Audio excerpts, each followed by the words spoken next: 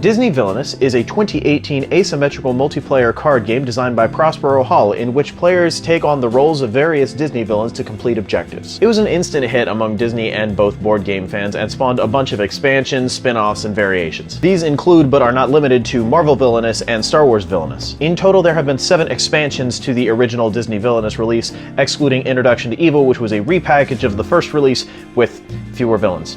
I'm sure they were losing too much money. I recently got the last one that I needed, so I wanted to show them off to you. Here's the base set and every expansion for the original Disney Villainous, including some Target exclusive variations, and the one expansion that only had one villain, filled with fright.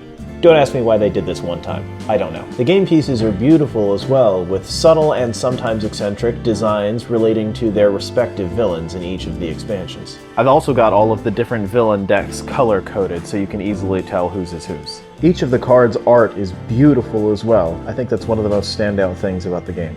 It's worth mentioning too that Ravensburg just announced a new variation on Villainous called Unstoppable, which is supposed to be a more approachable, quicker pace variation of the game that's designed for more traditional board gamers to just pick up and play. If you're interested in trying Villainous, you can pick up the base game, but it's also worth noting that you can totally just play with the expansions. They're all standalone and you can mix and match as necessary. If there's a particular villain you really want to play or a gameplay style that really appeals to you, just buy that particular expansion and you can get going.